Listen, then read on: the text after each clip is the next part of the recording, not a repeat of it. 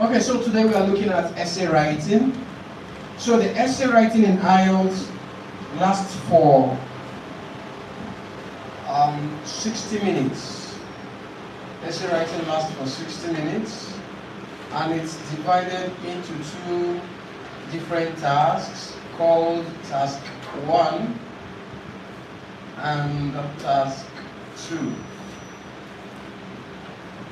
So the task 1 lasts for 20 minutes, while task 2 should last for 40 minutes. So overall, we are having 60 minutes. For your task 1, you are required to write a minimum of 150 words, while task 2 should last for a minimum of 250 words. For task 1, the highest you can get is 33.31% of the total rates you get from the writing test, while task 2 gives you 66.69% of the total mark you get from the writing test. Now, by implication, it's turned off. By implication, you are strongly advised to focus a lot more on the task 2 because it has the higher chunk of the total score you get from the writing test. Now let's look at it. The task 1 is 20 minutes, the task 2 is twice the time given to task 1. The number of words for task 1 is 150, while task 2 just requires additional 50 more words to make it twice what we have in the task 1. The mark you get from task 2 is more than twice what you get from task 1. Now, if you are writing to study abroad, you are strongly encouraged to avoid starting your writing test with the task 1. Do not make that mistake. It's going to affect you seriously. You should begin with task 2. And when you're done, you go straight to task 1. But if you are writing the IELTS for job application, you may choose to begin with task 1 because your task 1 will be letter writing. And of course, if you are able to understand the templates and approaches of writing a letter, and you practice over time and master the skill, you should be able to do justice to your one, that's letter writing. In 12 to 15 minutes, you should be done with letter writing. Then you have ample time to focus on your essay. But if you feel otherwise, please begin with task 2 first and then go to task 1 afterwards. Okay, so let's begin with the essay writing because everyone would have to take on the essay question. Whether you are going for the academic or the general training, your task 2 will definitely be essay writing. So let's understand what the essay writing entails. First and foremost, the essay writing is an official or a formal writing. Therefore, you are required to avoid a number of things.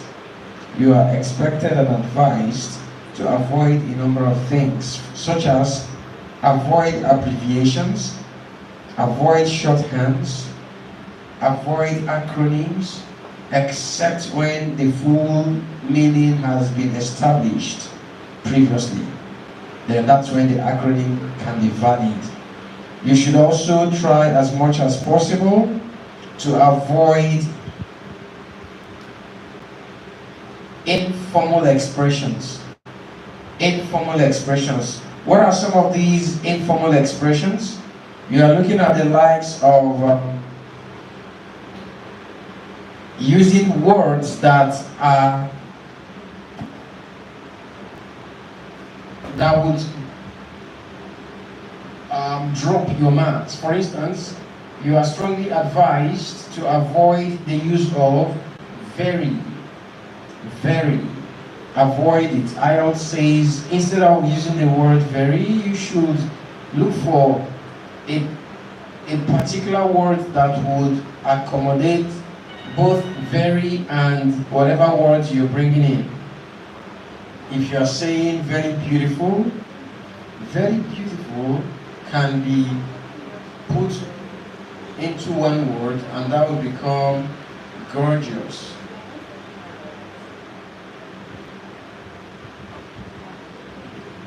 Is it I or E? E, right? Gorgeous.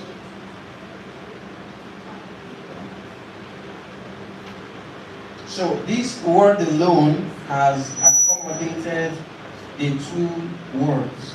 So IELTS says, please make use of the advanced words rather than bringing in very this, very that, very anything. So please avoid this guy. You are also encouraged to avoid the use of the word like when you are trying to cite an example. When you're trying to cite an example, do not use like, use the expression such as. Alright? Then you are also encouraged to avoid certain choice of words that are informal. Mom. For instance, you have M-U-M and M-O-N. Or some persons might say mommy or mommy. Dad, daddy. Kids, words, and so many others. IELTS says, please avoid those words.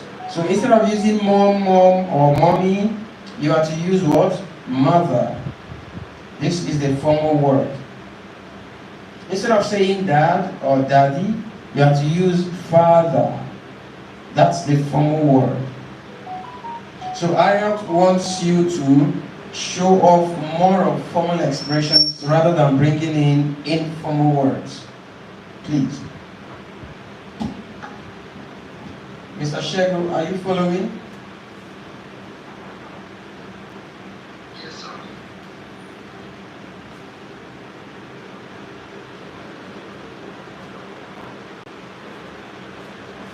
Okay, now let's also look at a number of things. Now in essay writing, IELTS expects you to show off advanced expressions. So to achieve advanced expressions,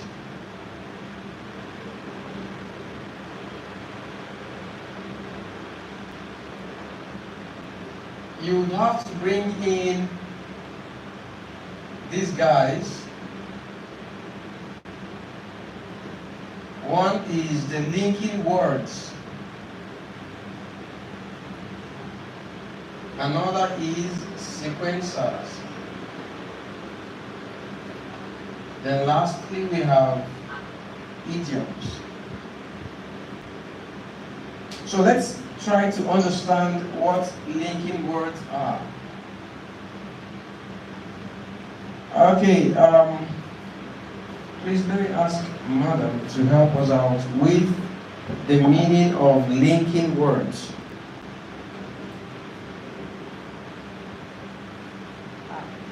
Please, what are linking words? It's not on. Words that link sentences or groups of words together, like and, such as. Is and the linking word? Both. Yeah. It is, right? Both and. All right, thank you. Mr. Shego, please tell us, what do you think linking words are?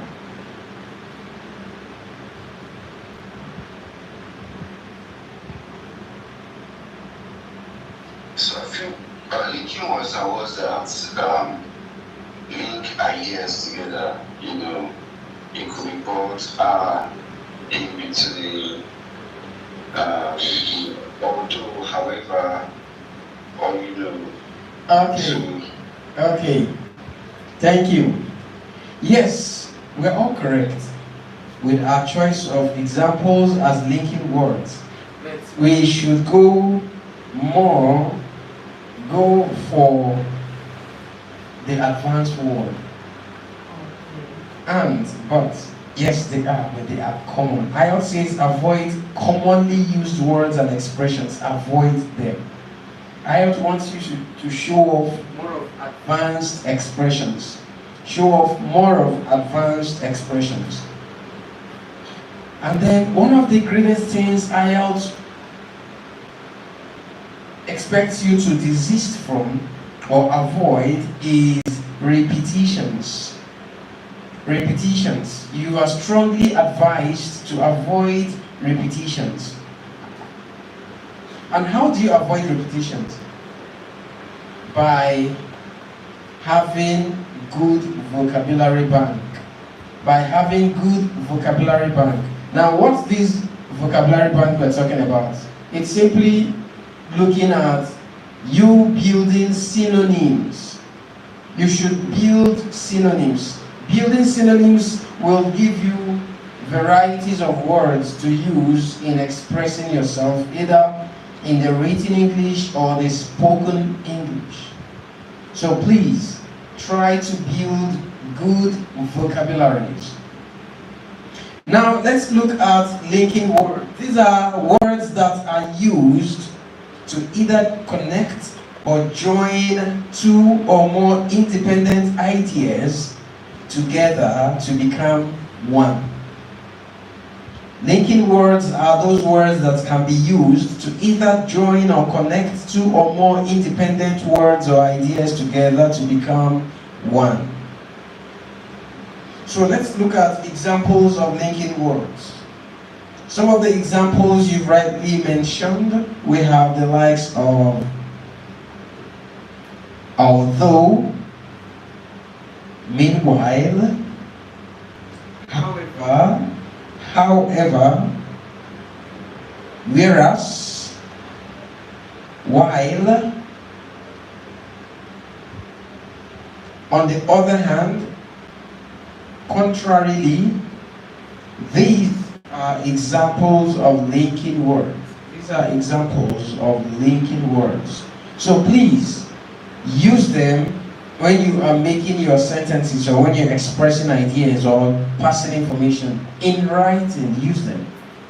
When you do that, you will be achieving compound and complex sentence constructions, consciously and unconsciously. Alright, let's go to the next, which is sequencers. What are sequencers? What do we think sequencers are? Please let's ask Madam for her opinion. Sequencers.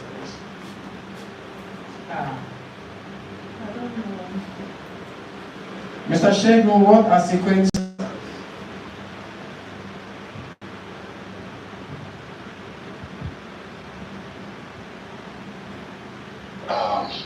I'm not sure. Pardon? I said I'm not sure. Alright. Okay, let me guess. Okay. From the name sequence, right? Aha. So it shows like a sequence. Nice. Or a pattern, or so maybe, I don't know, maybe you want to start with something, you organize it in order.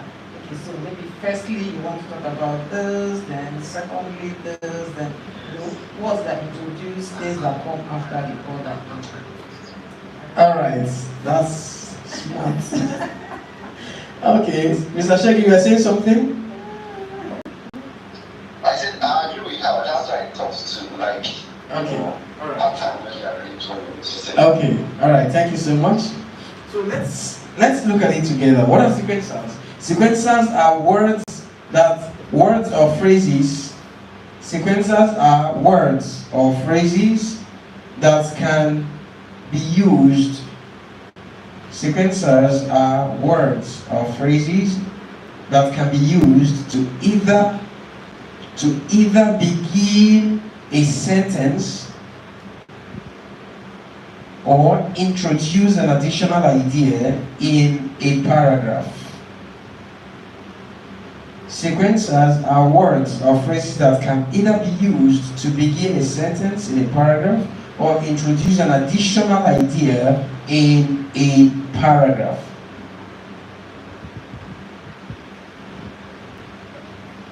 In other words, they are used to place your idea in their order of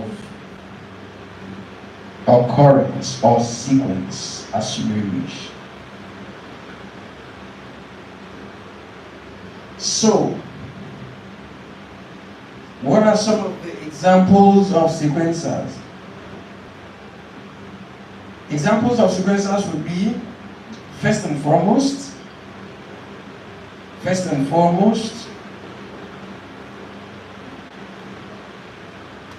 additionally, furthermore,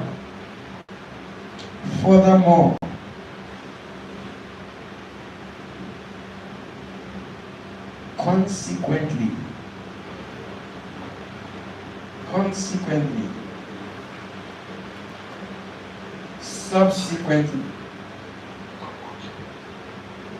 subsequently, nonetheless,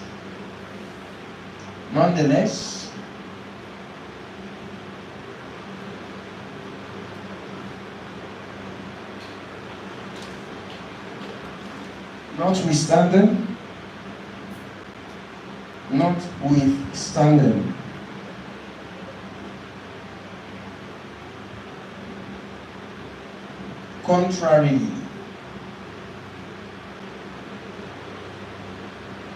contrarily, summarily,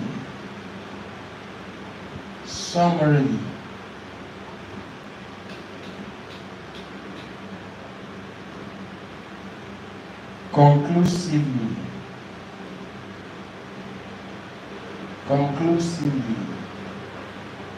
in light of the above,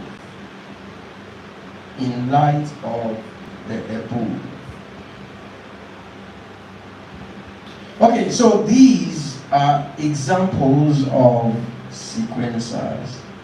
They help you to structure your paragraphs in the order of the ideas to express your position on a particular topical issue. Now, there are so many sequencers out there, but they may be very common. So IELTS is saying, give us more advanced sequencers. If not, you can use the numbering sequencers. Firstly, secondly, thirdly, fourthly, and all that. Lastly, finally. IELTS says they are common. Give us something more advanced. Okay, now idioms. What are idioms? Idioms are expressions. They are expressions that do not mean what they seem.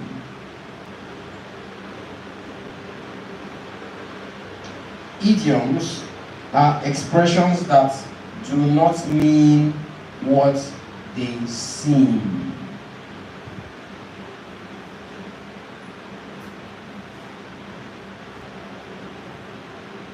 To some extent,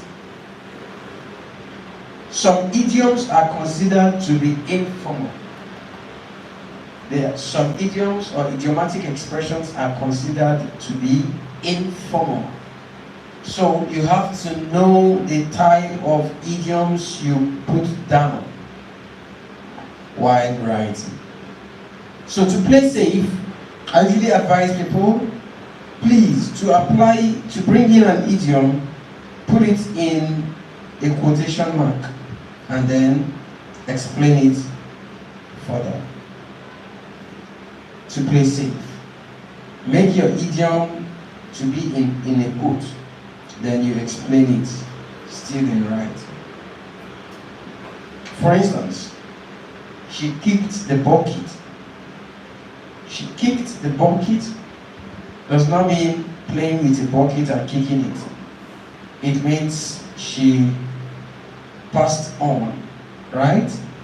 So when you say she kicked the bucket, in quotes, in bracket, she died or passed on. That's the explanation right now. So with that, the examiner marking your script would interpret it based on your explanation. So it's easier for them to actually understand rather than having a misinterpretation of what you have written.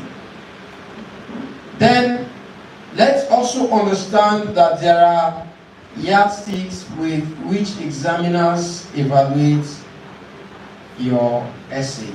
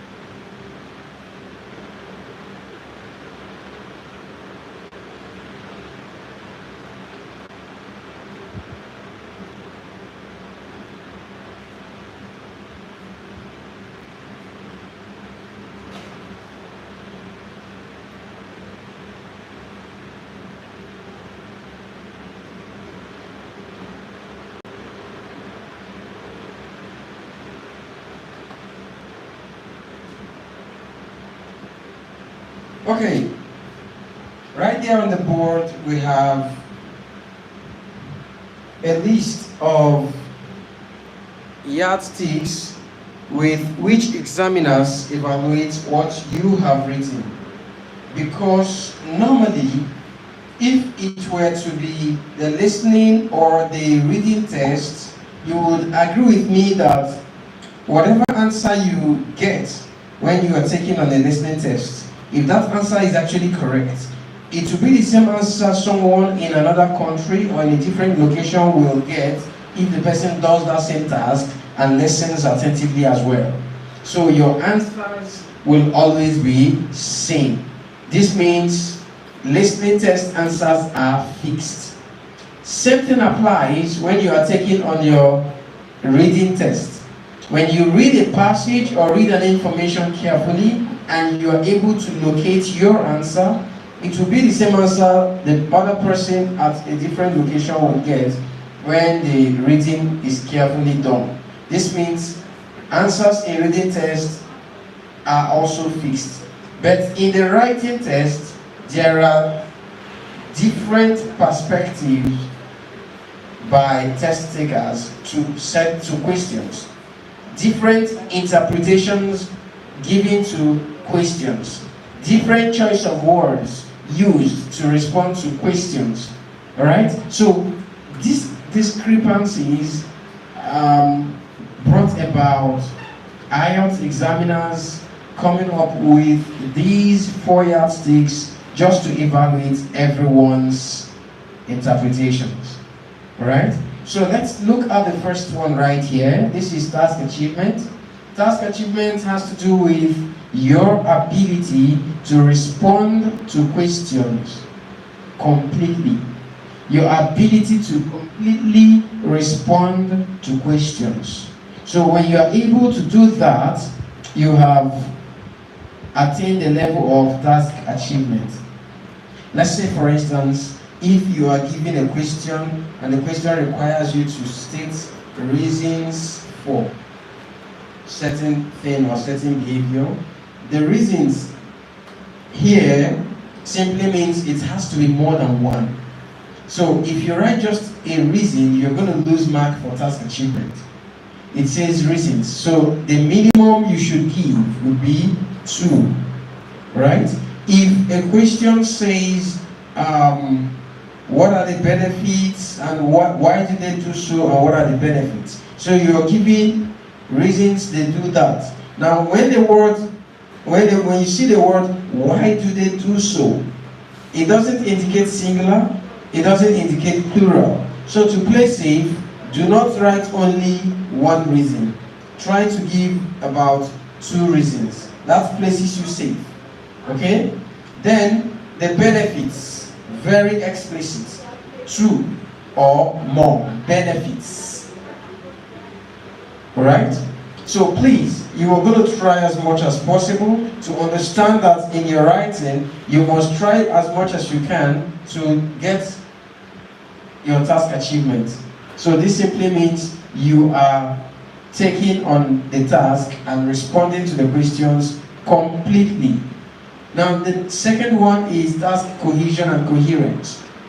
Your task cohesion and coherence simply entails your ability to understand the question asked and then stick to that question while responding to it. Your ability to understand cohesion, ability to understand the question, and coherence, sticking to the question while responding to it. Now the examiner can only understand that you actually interpreted the question and got it all clear based on what you are able to write. Because naturally, when you read a question, the first thing you have to do is to interpret it in your head first. So when you interpret, you then write. So what are you writing? It is whatever you are able to interpret that you write. But sometimes you may read the question and understand it, but when you're writing, you find out that you are moving away from the question itself. So if examiner reads such delivery, such essay writing, the examiner will never get to know that at some point you actually understood that question. It's not possible. The examiner can't get into your head. The examiner only summarizes or concludes about you based on whatever you have written. So please, whenever you read a question, the greatest thing you have to do is to interpret and understand the question accurately, and then ensure that your writing is strictly in line with the question. So this brings us to understanding that in IELTS, we have what we call deviation, and there is also digression. Deviation as well as digression. Now, deviation has to do with what? You moving completely out of context. Deviation entails you moving out of context. In some cases, it is called writing off the point. Writing off point. But in digression, you are not going off point, rather, you are citing more instances or examples just to further buttress what you are saying. You are citing instances or more explanations just to further buttress what you are saying. Digression. Digression. Bringing in additional instances that are not exactly the subject, but still in line with your issue of discourse. Right? So, when you are writing an essay for task cohesion and coherence, digression is allowed. but deviation is prohibited. Digression is allowed, but deviation is prohibited. So you have to understand that interpreting the question correctly, it matters a lot. Then sticking to the question while you are writing also matters a whole lot. Now let's go to lexical resources. The lexical resources simply entails vocabularies. In IELTS, the only way you can prove to your examiner that you understand what he or she is saying is through your dictions. Dictions simply mean your choice of words. So you have to understand that you need to bring in advanced dictions, bring in advanced words. Don't just bring in any casual word or any overly used word or commonly expressed words. Avoid them. Bring in advanced words that are very precise and concise in the context you are using them. Now, on lexical resources, you are to avoid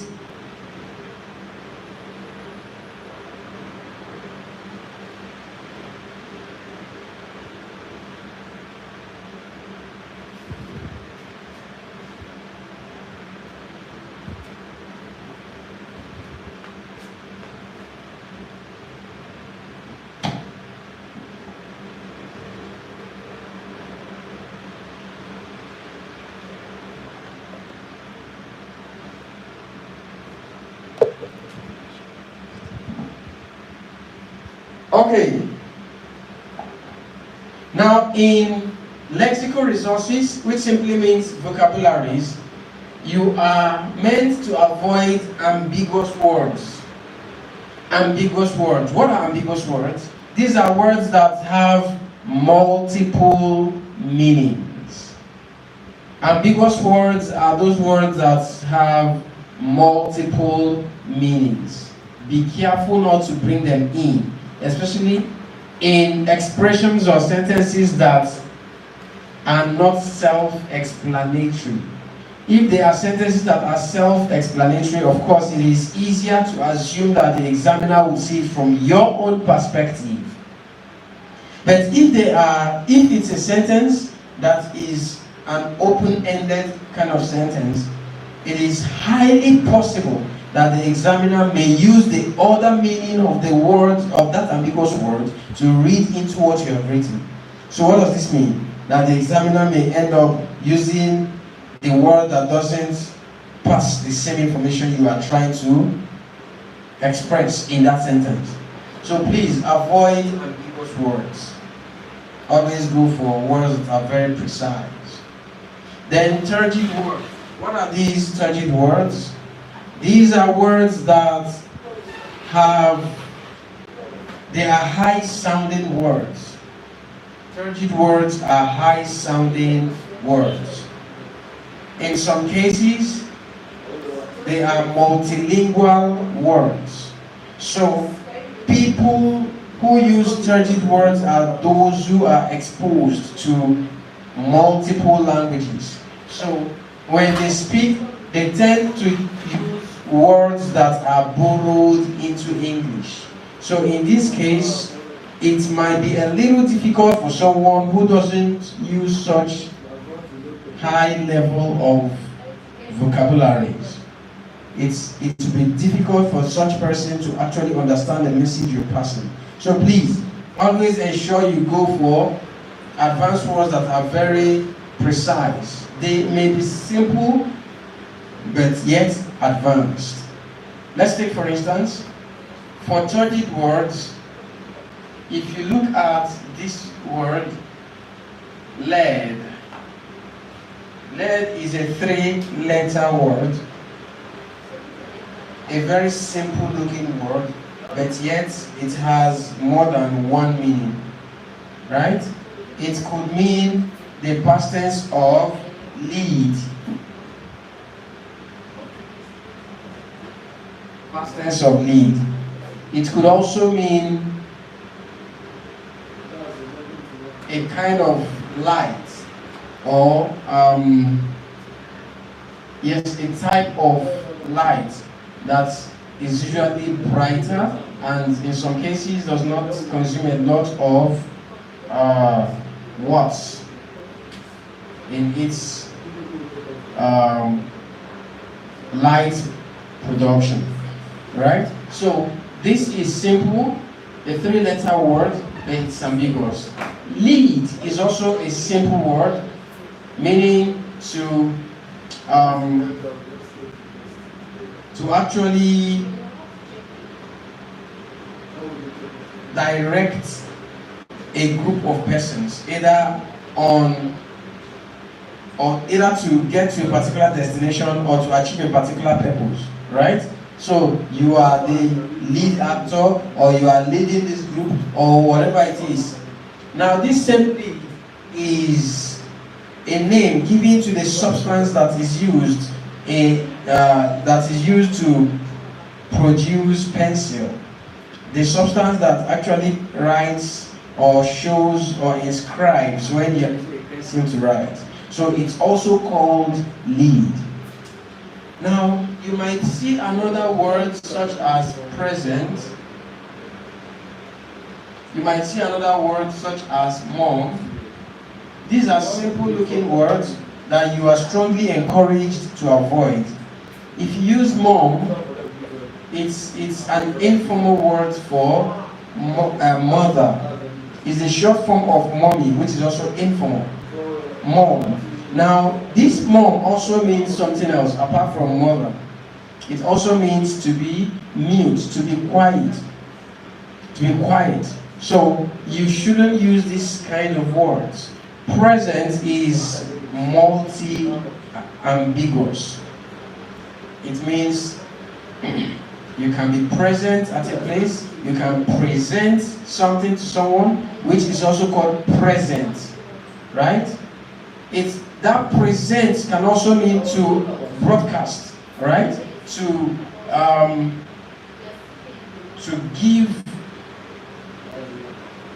to a people, present, right? So it's ambiguous. So avoid this kind of words in your sentences. Go for words that are very precise in the context you are using or expressing. Now let's look at the turgid word which I've explained. For instance, some people would use the word metamorphosized.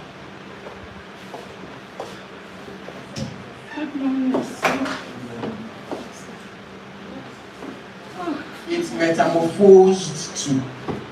It's metamorphosed to, meaning it has developed, or it has transcended, or there is this transfigured, alright? So you really need to understand some of these words. It's not everyone you can use metamorphosed and the person will actually understand what it means. It's a turgid word. It's a high-sounding word. You are saying transfiguration. It's a high-sounding word. You are talking about transubstantiation. It's a high-sounding word. You are talking about chemical terminologies, tetraoxosulfatic acid and all that. Those are high-sounding words. So when you are making a sentence in IELTS essay, please go for words that are simple but advanced, right? So that's for lexical resources. Then to build a better lexical resources, when you have advanced words, look for their synonyms. When you have an advanced word, look for its synonyms. So when you get the synonyms, it will help you to have varieties of words. So when you're making a sentence, you will not want to repeat that word in every sentence you're making. So when you use the word in sentence 1, the second sentence, if you still want to express the same idea, you now use the synonym rather than the original word used in the first sentence. Right?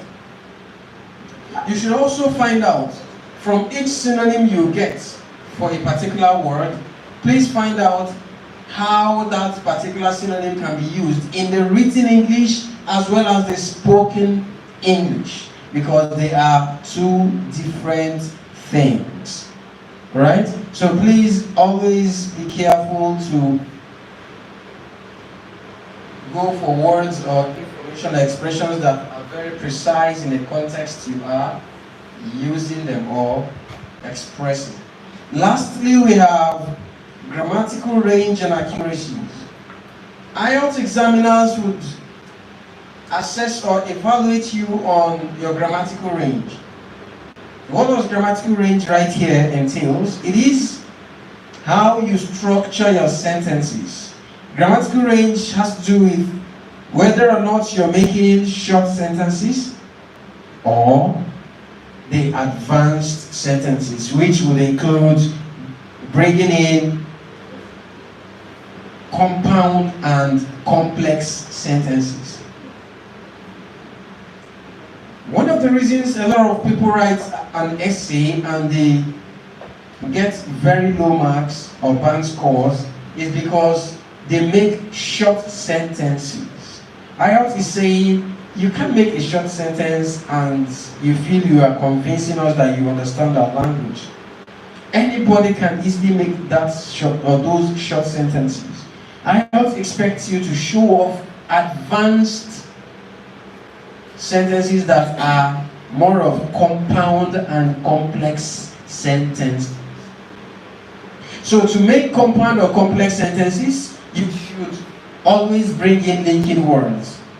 These linking words will seamlessly help you to achieve compound and complex sentences.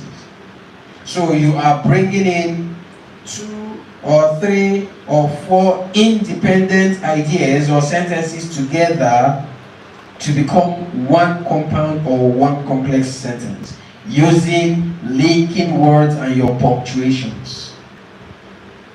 Please avoid short sentences. They won't give you the desired band scores. Now, the accuracies of your sentences is very key, very important. How does this work out? When you are making a compound sentence, which means you're joining 2 or more, 2 independent sentences together, you are also to factor in if the sentence you're making is a singular sentence or a plural sentence. If it's a plural sentence, you must use plural indicators, plural subjects. So you cannot say this child are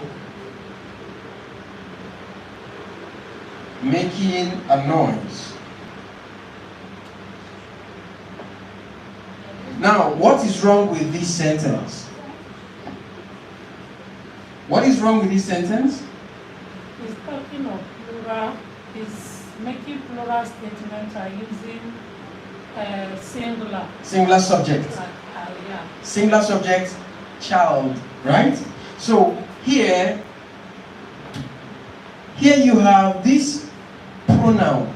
The pronoun right here is a third person plural pronoun, these, meaning the noun you're bringing in should also align with the pronoun.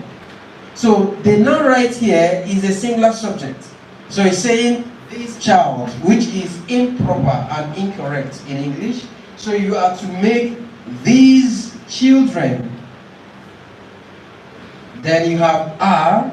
These children are making a noise.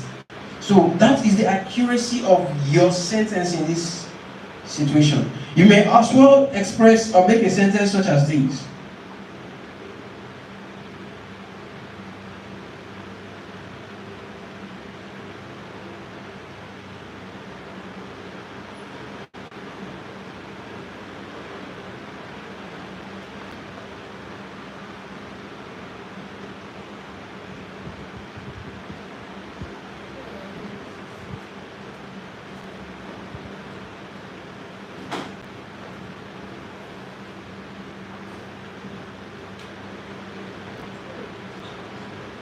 Okay, so right there on the board we have another sentence. They was eating their dinner when I got home. they was eating their dinner when I got home. Is this a perfect sentence? No. They was eating their dinner when I got home. So what's the challenge with it? The mic. Using was. Using Was. So- Supposed to be where where? they were eating their dinner when I got home. Okay, so the only problem is this was.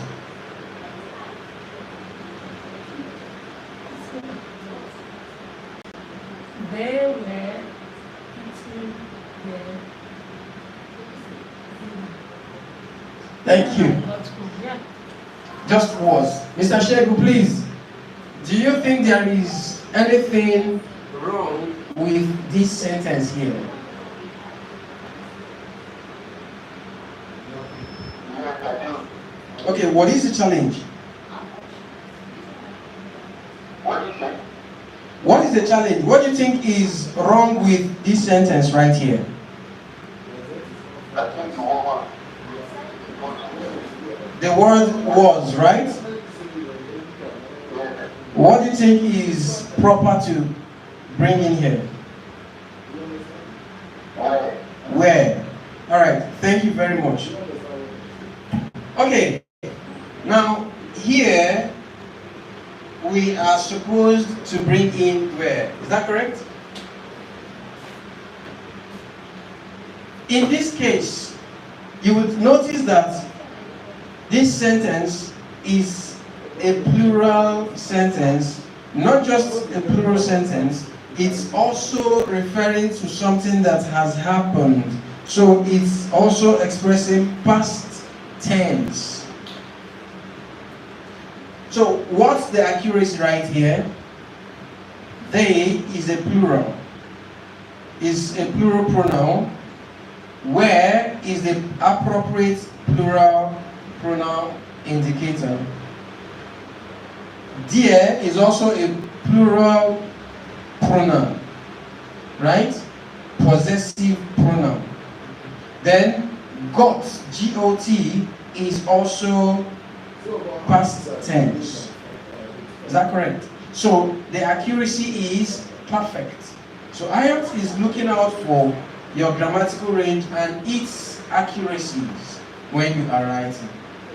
I believe this is clear to us.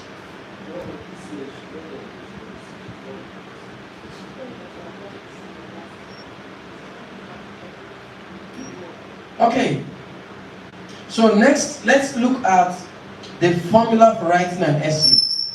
For us here, we've been able to actually draft out a formula for writing an essay. This formula is actually carefully tailored to help you structure your essay writing so you can achieve the standard templates that's required of every test taker while taking on the IELTS test. And also, this formula is carefully structured in a way that it will help you to attain or achieve the minimum required number of words, which is 250. So you need to really understand how to apply the formula. So let's look at the formula for writing an essay.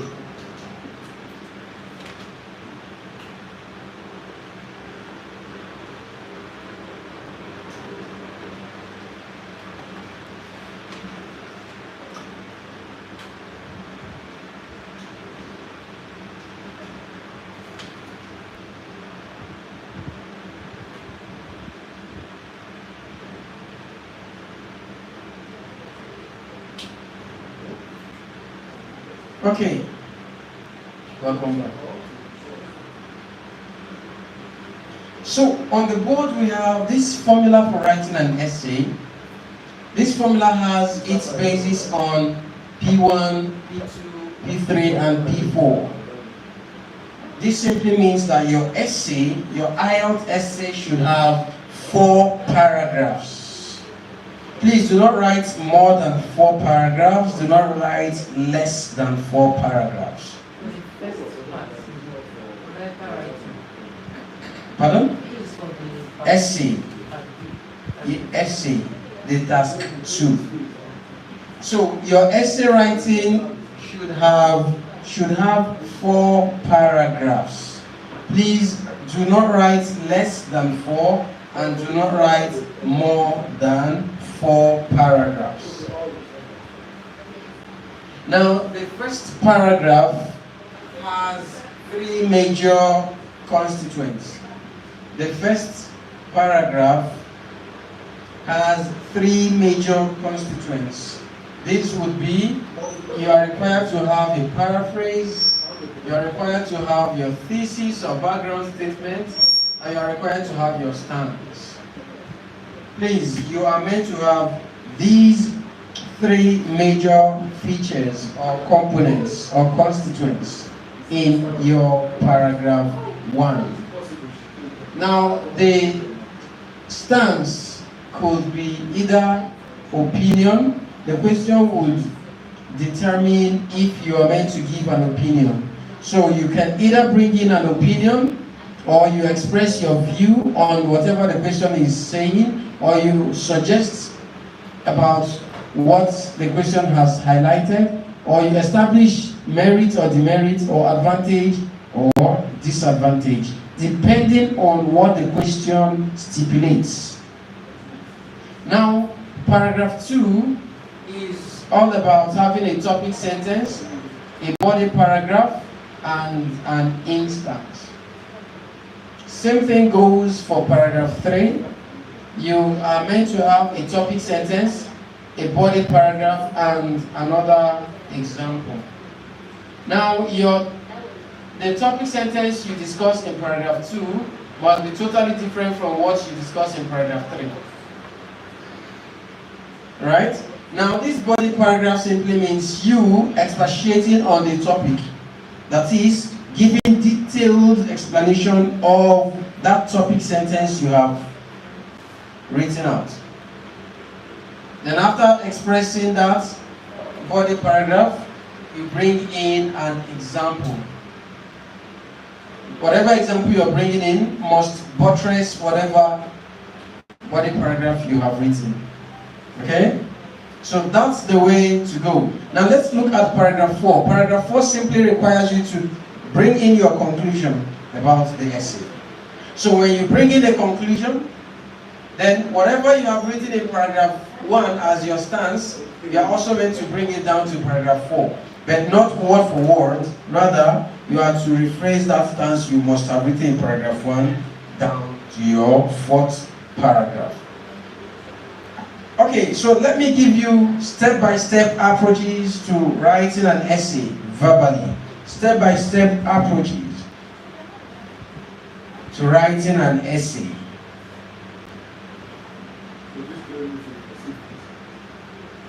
When you are faced with an IELTS essay question and the examiners or supervisors or coordinators advise you to begin your essay writing, there must be a number of steps you should take in order to arrive at having a standard essay.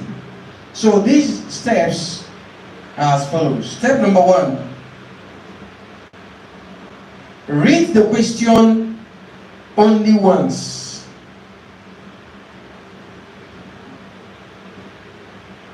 Read the question only once to identify the keywords in the question that you can substitute with their synonyms. Read the question only once to identify the keywords in the question that you can substitute with their synonyms. Full stop.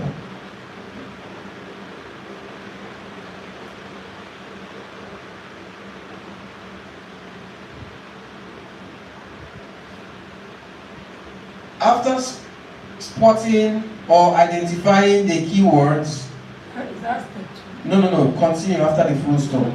After identifying or spotting the keywords in the question that you can change with their synonyms, write the synonyms on top of each word. Write the synonym on top of each word on the question paper.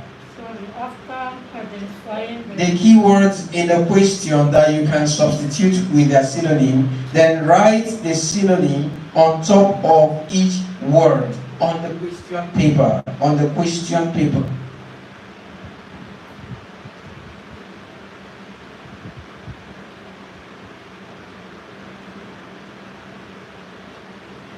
Full stop. White.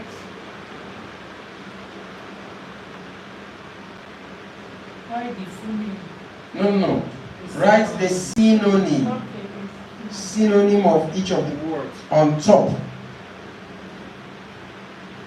of each word. That's all. Step number 2.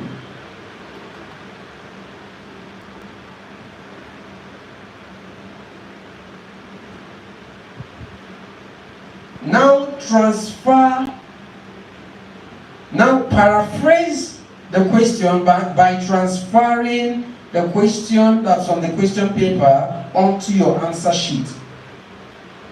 Paraphrase the question by transferring the question from the question paper onto your answer sheet. Using the synonyms of those words to substitute the original words in the question.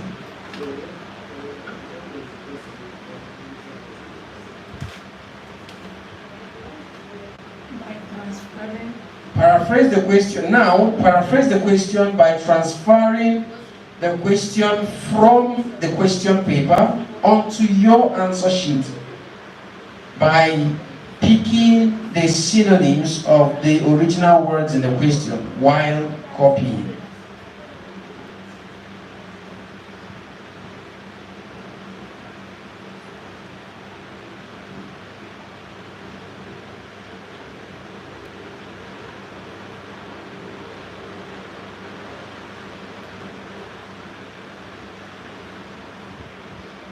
Full stop. Still on the same line, ensure that the paraphrase retains the original meaning as what is in the question paper. Ensure that the paraphrase retains the original meaning as what is in the original, as what is the question.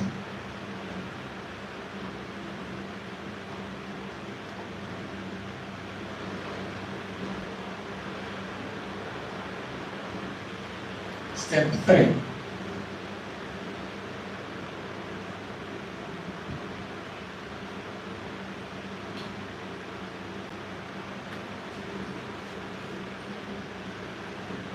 Go back to the original question to read it once, twice, or thrice. Go back to the original question on the question paper to read it twice or thrice to ensure you have properly understood the question. Go back to the original question on the question paper to read twice or thrice to ensure you have proper understanding of the question.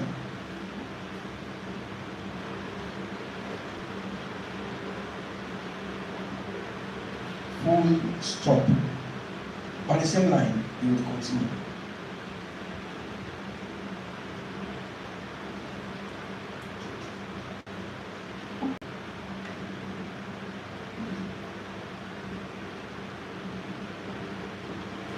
Once the question is clear to you, once the question is clear to you,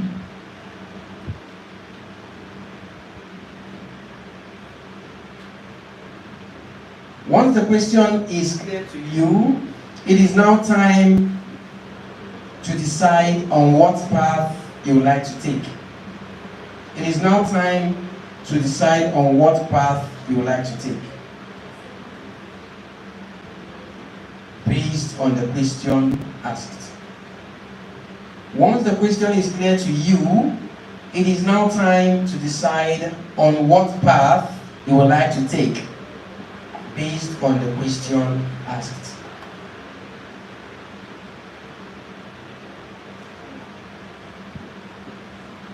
For instance,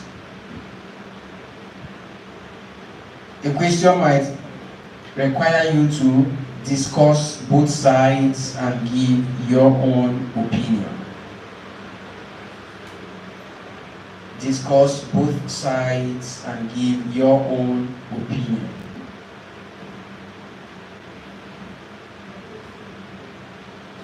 A question may also require you to decide whether you agree or disagree with the issue raised and give your own opinion. The question may ask you, do you agree or disagree with the issue? And give your own opinion. Do you agree or disagree? And give your own opinion.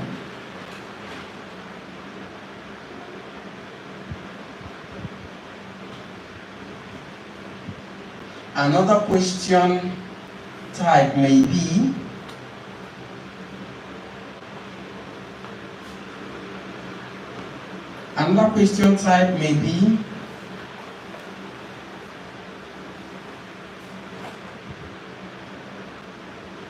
to what extent do you agree or disagree?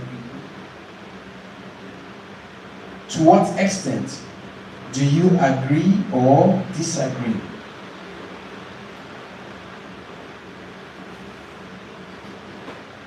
Another question type may be, why do they do so and what are the benefits? I'm lost.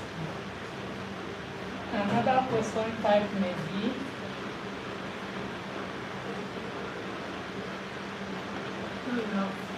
I said I'm lost. What's the last question type you got? Another question type may require you. Okay. Let's read. So I wasn't writing another question type. Yeah. So you have to discuss both sides and give your own opinion. Yes. That's one. Decide whether you agree or disagree with the issue and give your opinion. That's another one. Then to what extent do you agree or disagree? That's another one. Then why do they do so and what are the benefits? That's also another question type.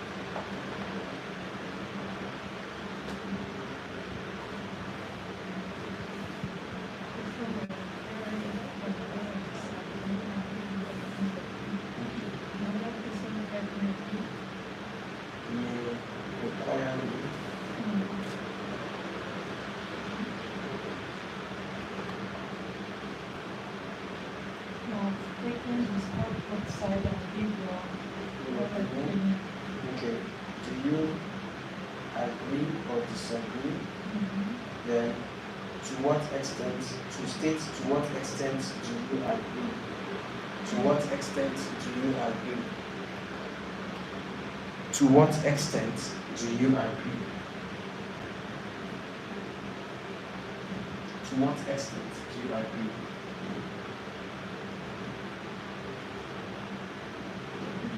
Then another question type might be, why do they do so and what are the benefits? Why do they do so and what are the benefits?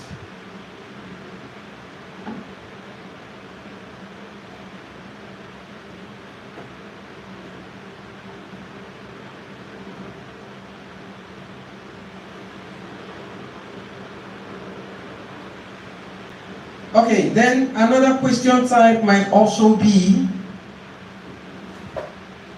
how might this be resolved?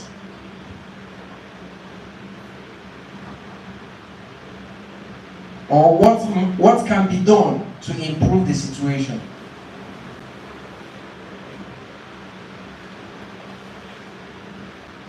Or what can be done to improve the situation?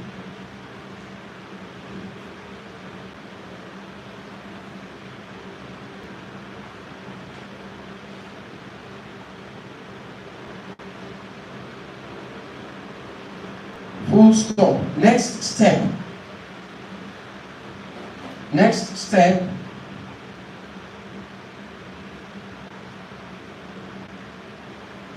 Gotten?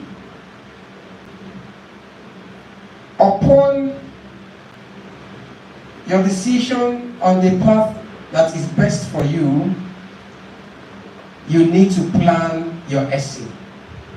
Once you have decided on the path you like to take, next thing is to plan your essay. Full stop. Next thing is to plan your essay. Full stop. Continue on the same line. To plan your essay, you are required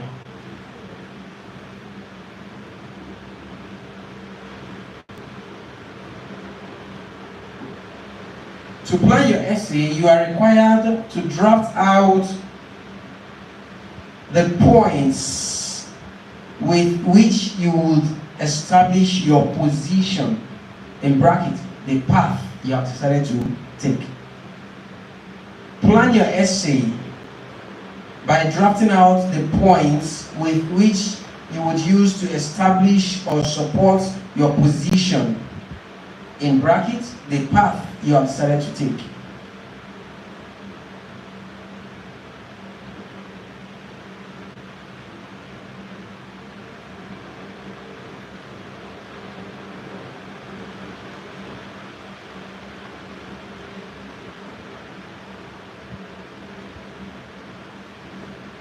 Please note, each point you draft out should also have an example attached to it. Each point you draft out should also have an example attached to it, which is to be used to buttress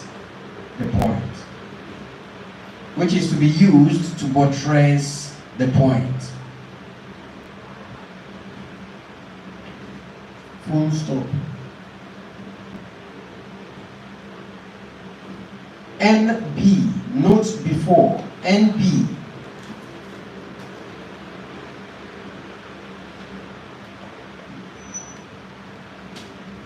The planning of your essay must be done on your question paper as rough work. The planning of your essay must be done on your question paper as rough work.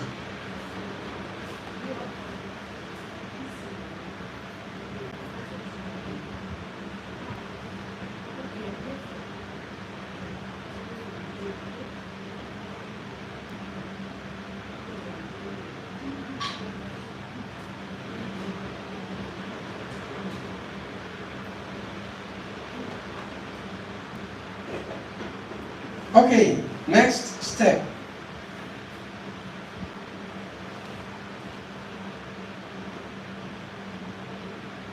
Ensure to bring in your opinion.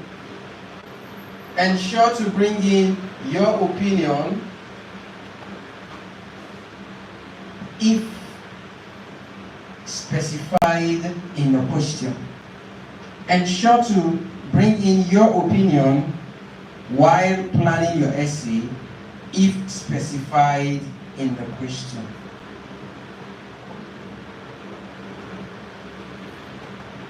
So this simply means when you're drafting out your points, you have drafted out the first point and attached an example to it.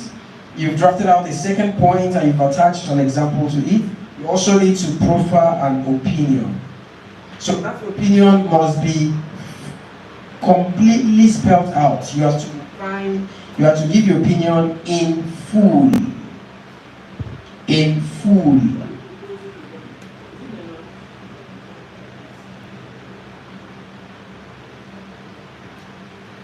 At this point, after taking all the steps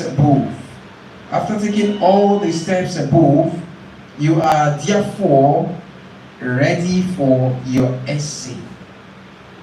After taking all the steps above, you are therefore ready for your essay.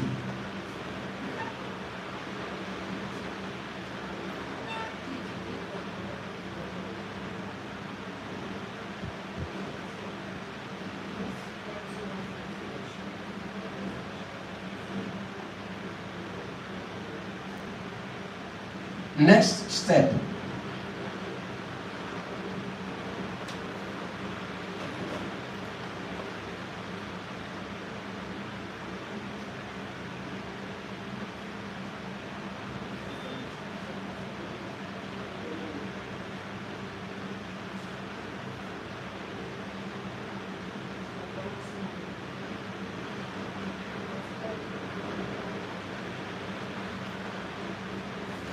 Next step, go back to your answer sheet where you stopped at the paraphrase. Go back to your answer sheet where you stopped at the paraphrase and go back to your answer sheet where you stopped at the paraphrase to continue with the thesis or background statement. Go back to your answer sheet where you stopped at the paraphrase to continue with the thesis or background statement.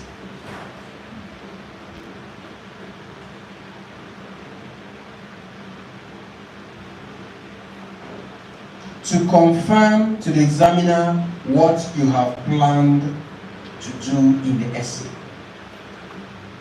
To confirm to the examiner what you have planned to do in the essay.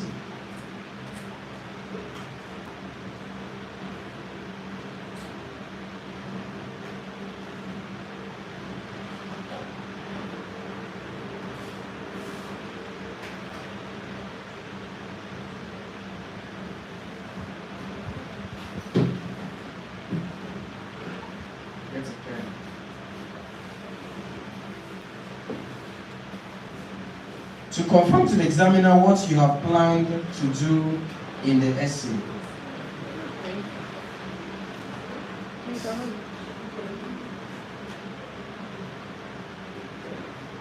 Based on the points drafted out. Based on the points and opinion drafted out. Based on the points and opinion drafted out.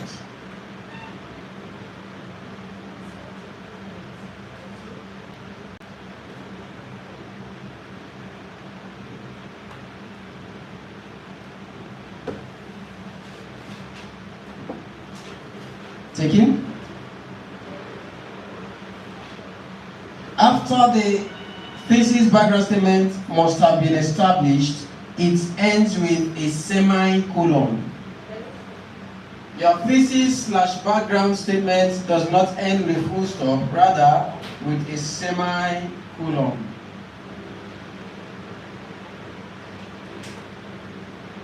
Here is a semicolon. Thesis background statement does not end with a full stop. After the thesis. After your paraphrase, full stop comes in. Then you go to plan your essay on your question paper as rough work. After drafting out your points and attaching example to each, after proofreading your opinion, you go back to your answer sheet. On your answer sheet, you have to continue on the same line as where you have your full stop of the paraphrase, right? You then establish your thesis background statement to confirm to the examiner that in this essay, I will be writing to agree, or I'll be writing to disagree, or I'll be writing to discuss both sides, depending on the question type, right? So once you have established your background statement, you should not end it with a full stop. Rather, your background statement has to end with a semicolon.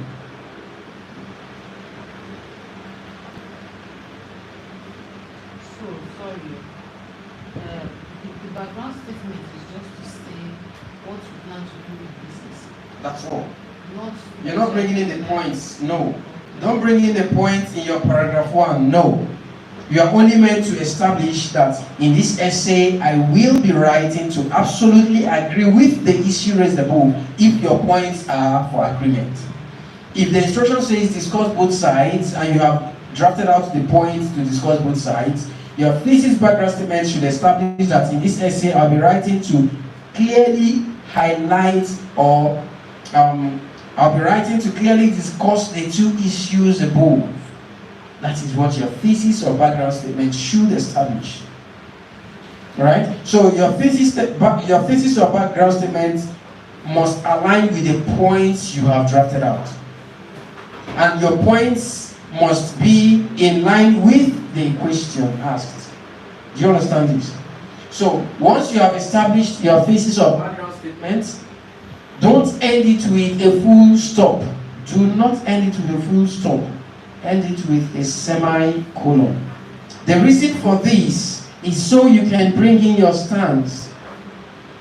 Remember earlier this morning, we talked about grammatical range and accuracy. And the grammatical range, we talked about building a compound or complex sentence or sentences, right? Building compound or complex sentences in your essay. So when you make a thesis or background statement and drop a full stop, it sounds more like a short sentence. But if you end it with a semicolon, it is not yet a sentence. So when you attach your stance, which is the opinion you ought to have drafted out on your question paper while planning your essay, then your full stop follows after the stance. After the stance. Paragraph completely, yes. But you're not bringing in your points in paragraph 1. But you're bringing in the opinion in paragraph 1. Opinion would end the first paragraph. Sorry, can we just take an example? Not immediately. Let me finish the steps. Okay, so after establishing your thesis background statement, please close it with a semicolon, then bring in your stance. At the end of your stance, you then bring in your full stop. Once your stance has been added, please bring in your full stop.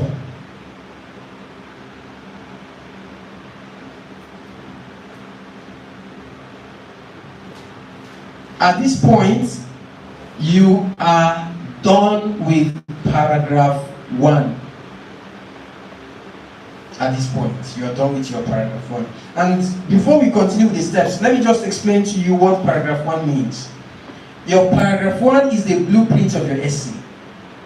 With your paragraph 1 alone, an examiner would foretell what the other parts of your essay will look like.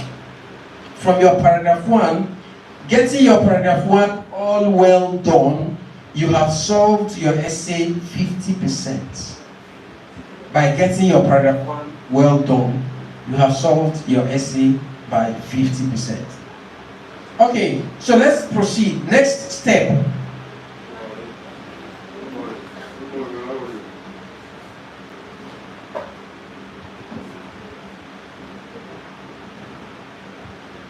Begin your paragraph 2. Begin your paragraph 2 by picking up the first points drafted down on your question paper as rough work. Begin your paragraph 2 by picking up the first points drafted down on your question paper as rough work. Begin your paragraph 2 by picking up the first points drafted down on your question paper as rough work and writing on your answer sheet as your topic sentence. Begin your paragraph 1 by picking up the first point drafted out on your question paper as rough work and drop it onto your answer sheet as your topic sentence. Full stop.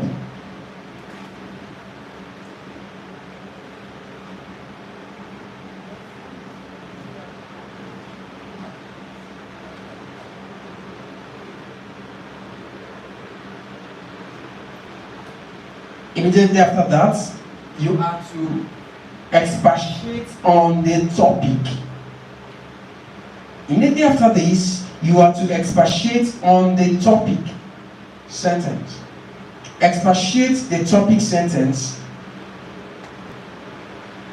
by giving detailed explanations. By giving detailed explanation of what the topic sentence stands for.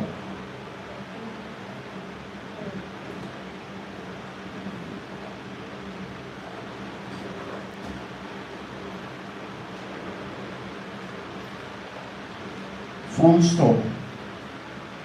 Please note,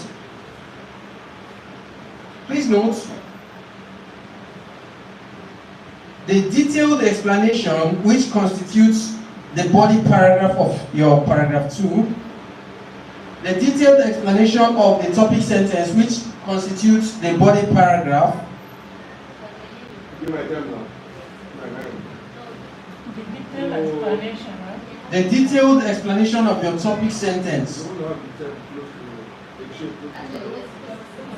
the detailed explanation of your topic sentence which constitutes the body paragraph of your P2 should not be based on spellings of words alone.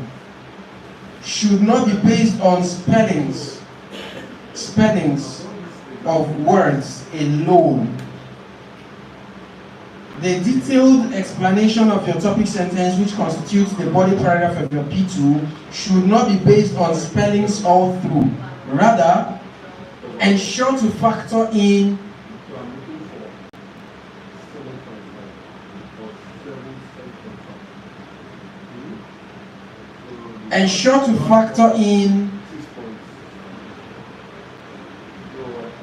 location, period or duration in bracket date, period or duration in bracket date / centuries, close bracket. Factor in names of key players, for instance, researcher,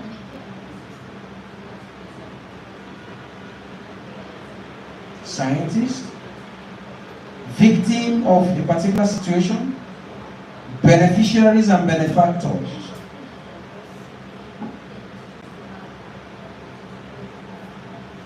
Factor in amount, which should include the symbol of the currency and the amount in figures.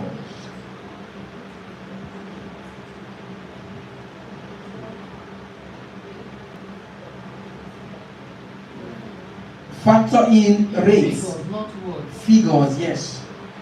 Currency symbol, amount in figures, dates in figures, month and day, year as well in figure. The month can be in words, the day can be in figure, the year in figure, of course. Then factor in funds, finance, amount, right? Factor in rates, percentages in figures, not in words.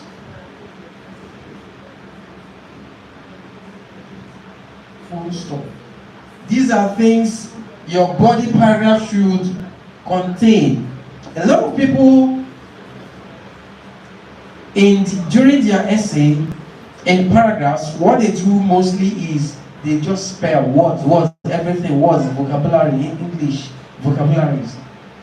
That's not what IELTS needs. Yes, IELTS needs your advanced expressions, no doubt. But IELTS is also looking out for how you are able to express either victims, death rates, mortality, birth rates, successes, investigations, survey, questionnaires, researches in figures. So established in the year 1422, a team of researchers led by Professor Turaka. Just give a name, don't bother yourself. IELTS is not concerned about how true that situation is. But quote scenario that appears fact-like. That's what you need. If the finding or research required funding, quote an amount that was invested into that particular venture. Quote the rate of the number of people who were affected by the scenario or situation at that point in time, and the number of people who were resuscitated or who enjoyed, who benefited from the invention. So you need to bring this into your writing so that your writing would appear fact-like, not just writing some stories like that. No.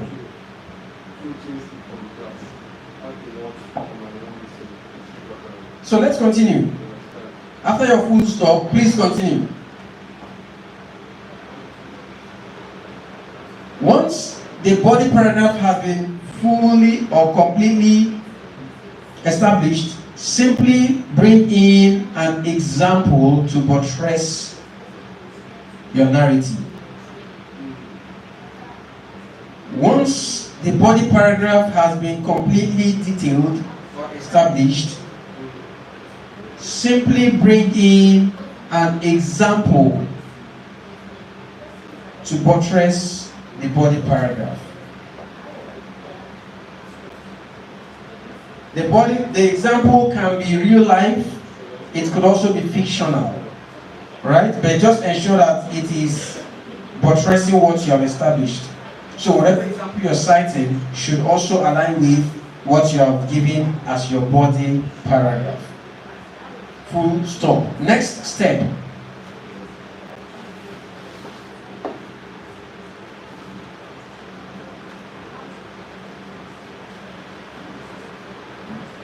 Create your paragraph 3 by importing the second point drafted out on the question paper as rough work. Create your paragraph 3 by importing the second point drafted out on your question paper as rough work.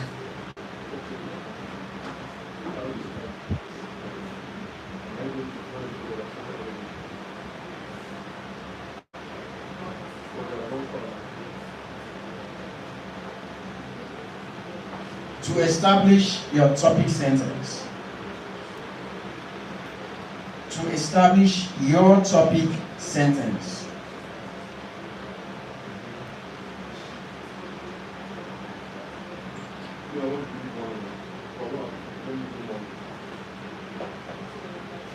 Once your topic sentence for paragraph 3 has been established, please take the same steps as in the steps above. Take the same step as used to achieve paragraph 2. Yes. Once you have established your topic sentence to paragraph 3, follow the same steps used to achieve paragraph 2. Once your topic sentence for paragraph 3 has been established, please follow the same steps taken to achieve paragraph 2. That means you give detailed explanation of your topic sentence, which is your body paragraph. Remember that you don't just give words, ensure you bring in figures. And after that, you cite an example as well. Alright, those viewing from our YouTube channel, please, I appeal to you, simply like this video and feel free to share the link with your friends. Thank you. Okay, so at this point, your paragraph 3 is completed. So for paragraph 4, you are to conclude your essay. You are to conclude your essay. How do you conclude your essay? There are two templates. There are two templates you can choose from to conclude your essay. The first template is the use of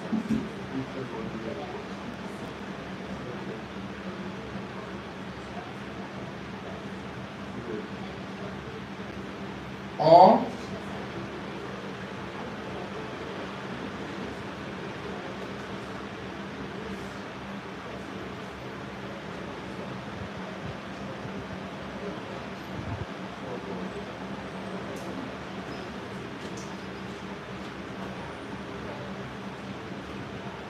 okay. These are the two templates you can use to conclude your essay. The first template right here is choosing to say summarily, or conclusively. These are advanced expressions. I know a lot of people will say in summary, a lot of people will say in conclusion. But IELTS says, instead of saying in conclusion or in summary, why don't you give us just one word that encapsulates, that captures all of that? So that would be summarily or conclusively. Now when you say conclusively or summarily, the approach is very simple. What you do after beginning your fourth paragraph with any of these words, you will simply need to give the synopsis of those topics you discussed. More of the summary. Let's assume that we talked about the importance of traveling by air, right? So maybe the first, your topic sentence to paragraph 2 states that it saves time, right? Second topic says it is the safest means of, it's okay, let's say it's economical. Then second one is it is the safest means of transport. So if I say conclusively or summarily, I will say that the choice of traveling by air, specifically using airplane, is not only beneficial to passengers because of the time it saves them, but also because it is economical for them to travel by air. Do you understand this? So you are given the synopsis of those topics you must have discussed in paragraphs 2 and 3.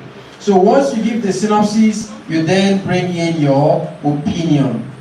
Remember, the opinion is already established in paragraph 1.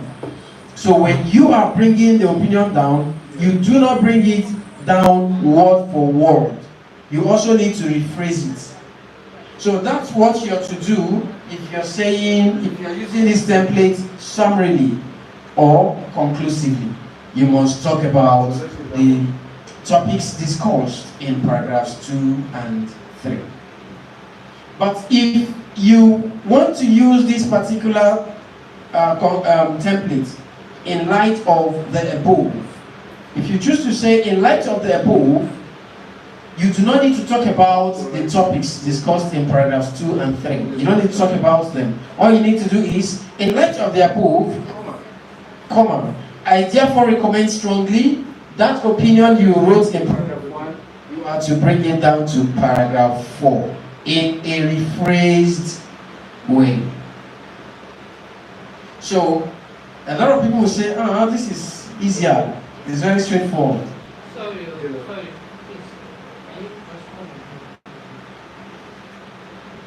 In light of the above. Yes. When you choose to use in light of the above, you don't write the topics, you don't repeat the topics. You just go straight to whatever opinion you have. So, in light of the above, comma, I therefore believe that although the flight is economical and blah blah blah, however, there is the need for government to blah blah blah blah blah. You're giving whatever opinion you must have stated in your paragraph 1, you're bringing it down in a rephrased manner. So at this point, you have completed your essay. The last step here is, after the conclusion, last step is proofread your essay and make corrections where necessary. Proofread your essay and make corrections where necessary.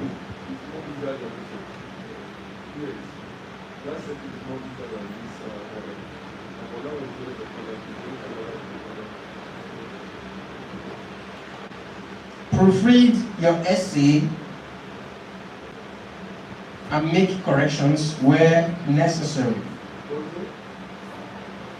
Okay, so these are the major steps you need to take to arrive at a great essay based on the IELTS standard. A lot of people who feel IELTS essay writing is difficult, you will agree with me that with these steps, following this formula, it is easier for you to structure an essay in a way that you would build a wonderful essay. Perhaps the only challenge you might have is developing the points to discuss in the essay. That might be the only challenge you would have. In one of the lessons we'll be transmitting, I would look towards that direction, guiding you on how to develop points for questions. And then that would also help you to master the skills of writing an essay. Okay, so I don't know if we have any question. Mr. Shegun, do you have any question based on all we have done so far?